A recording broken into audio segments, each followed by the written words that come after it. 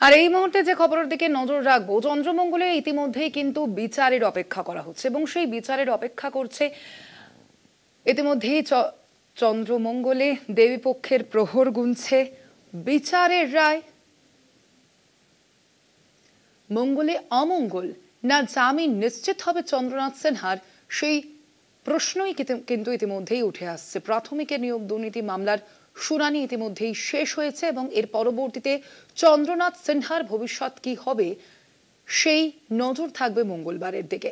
রায় ইতিমধ্যেই স্থগিত করা হয়েছে, ইতিমধ্যেই জানানো হয়েছে এবং এর পরবর্তীতে মঙ্গলবার কি হবে সেদিকে কিন্তু নজর থাকছে।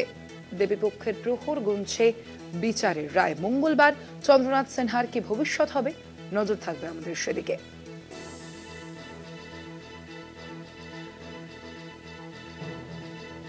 আমরা কথা বলবো, ফোন লাইনে রয়েছেন প্রতিনিধি পীযূষ কান্তি। পীযূষ দা, কি মনে হচ্ছে আজকে ইতিমধ্যেই শুনানি শেষ বলে জানা যাচ্ছে, এর পরবর্তীতে কি জামিন পেতে পারেন চন্দ্রনাথ সিনহা? দেখো, পুরোটাই নির্ভর করছে বিচারকের রায়ের ওপর।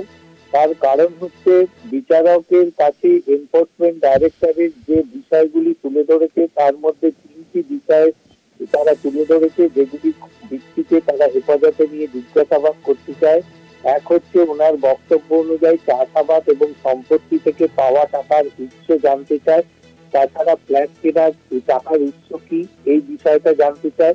দ্বিতীয়ত, তাকে জিজ্ঞাসাবাদ করে সন্দেহ রয়েছে তদন্তে সাহায্য করছেন না।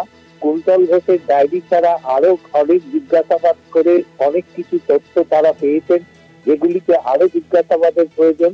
তৃতীয়ত, তিনি অত্যন্ত প্রভাবশালী, তিনি নিজেই স্বীকার করেছেন। কালো টাকার উৎস কি, এই 3টি বিষয় সেগুলি খুঁজে বের করতে চায় এনফোর্সমেন্ট ডাইরেক্টরেট। এই 3টি বিষয়ের উপর ভিত্তি করেই তাকে হেফাজতে নিয়ে জিজ্ঞাসাবাদ করতে চায়। যদিও বিচারক বেশ কিছু প্রশ্ন তারা রেখেছিলেন, সেই প্রশ্নের অনুযায়ী যদি নথি জমা দিয়ে থাকে চন্দ্রনাথ সিনহা, তাহলে এক্ষেত্রে কিন্তু বিচারক চিন্তা ভাবনা করবেন। যদিও চন্দ্রনাথের আইনজীবী জানিয়েছেন যে এনফোর্সমেন্ট ডাইরেক্টরেটের কোনো যে তদন্ত, সেই তদন্ত কোনোদিনও শেষ হবে না, ফলে তার এই ধরনের হেফাজতে নিয়ে জিজ্ঞাসাবাদের প্রয়োজন নেই। একেবারে ধন্যবাদ তোমায়।